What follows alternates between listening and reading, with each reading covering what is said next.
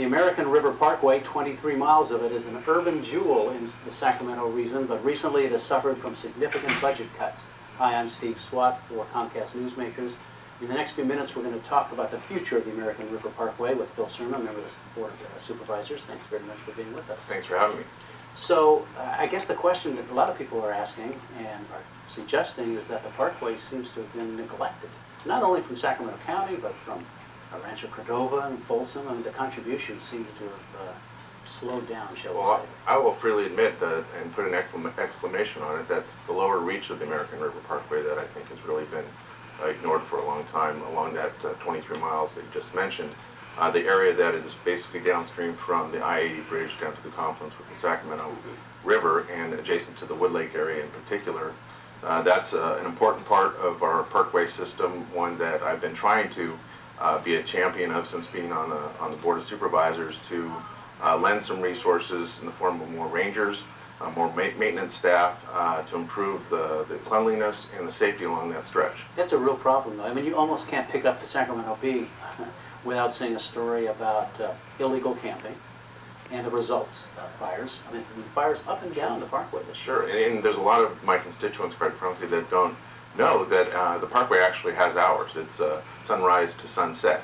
You're not supposed to be there during the evening hours, and so we've been trying to issue a very forceful yet compassionate means of getting folks off the parkway that shouldn't be there, that are not there for legitimate uses, that are partaking in illegal camping, by forming a task force that involves our county sheriff, our probation department, but also our health and human services social workers, for instance, to offer those homeless folks that feel they have no other opportunity but to camp, to provide them things like motel vouchers so that they're not left with the only option, which is to camp illegally.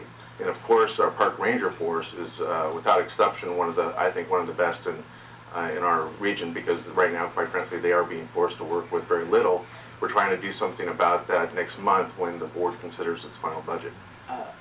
Hasn't the number of park rangers been cut in half over the last few years? It has been reduced significantly, I will say, over the last several years, years that preceded my post on the board.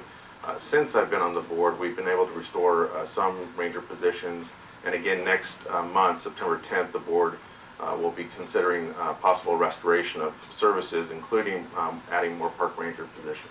We've heard, yes, for years, talk about we need a stable funding source for the parkway, some sort of cash inflow or something. Are we making any progress in that regard? There's not a concerted effort right now, per se, to look at other real different or creative means to have a dedicated funding source. It doesn't mean that we shouldn't. I've been very open about that, very public, that I'd be willing to sit down with anyone who wants to develop a different way to make sure that we have the revenue necessary to maintain our parks, not just the parkway, but the other parks in the county regional park system.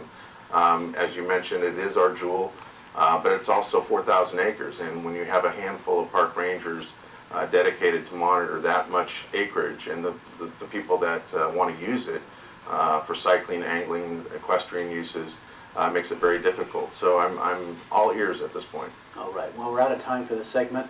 Time does fly very quickly. To Phil Serna, member of the Board of Supervisors, Sacramento County, thanks very much for coming by and talking about the American River Parkway, which is about, what, 50 years old now? Yep, it is. Thank you very much for being here. Thanks again.